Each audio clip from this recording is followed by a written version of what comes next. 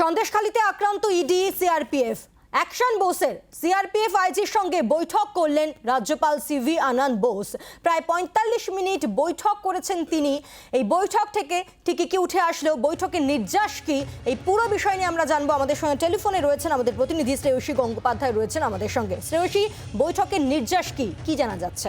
দেখো, প্রায় ৪৫ মিনিটের এই বৈঠক হয়েছে আজকে, এবং সেক্ষেত্রে সিআরপিএফ এর যিনি আইজি রয়েছেন তার সঙ্গে কিন্তু মূলত এই বৈঠক হয়েছে।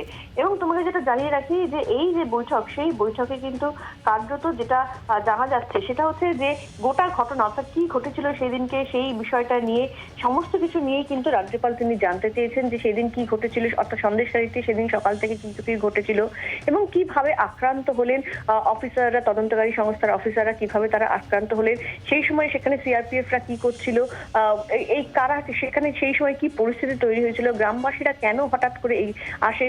আমরা দেখতে পাচ্ছিলাম যে তৃণমূলের পক্ষ থেকে গত কয়েকদিন ধরে লাগাতার এই ঘটনার পরে লাগাতার যে অভিযোগ করা হচ্ছে যে সিআরপিএফ একটা প্রভোকেশন তৈরি করেছিল বা ইডি অফিসারদের পক্ষ থেকে একটা প্রভোকেশন তৈরি করা হয়েছিল।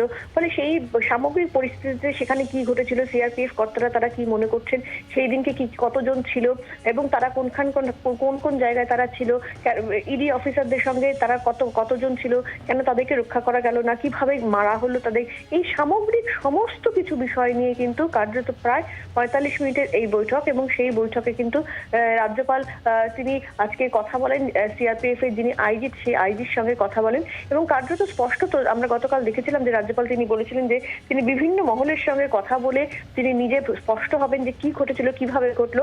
ফলে স্পষ্টত দেখা গেল যে আজকে তিনি, এর আগে আমরা দেখেছি যে সিএস, এইচএস এবং ডিজিপির কাছ থেকে তিনি রিপোর্ট চেয়ে পাঠিয়েছেন এবং আজকে তিনি সিআরপিএফ এর আইজির সঙ্গে কথা বলছেন এবং ঘটনার দিনই আমরা দেখেছিলাম তিনি হসপিটালে গিয়ে আহত ইডি অফিসারদের সঙ্গেও কথা বলেছেন। ফলে সামগ্রিকভাবে সকলের সঙ্গে তিনি কথা বলে স্পষ্টত বোঝা যাচ্ছে যে তিনি একটা যে রিপোর্ট তৈরি করার কথা বলেছিলেন, সেই রিপোর্ট তৈরি করার জন্য যাবতীয় যা যা তথ্য, সেই তথ্য তিনি নিচ্ছেন।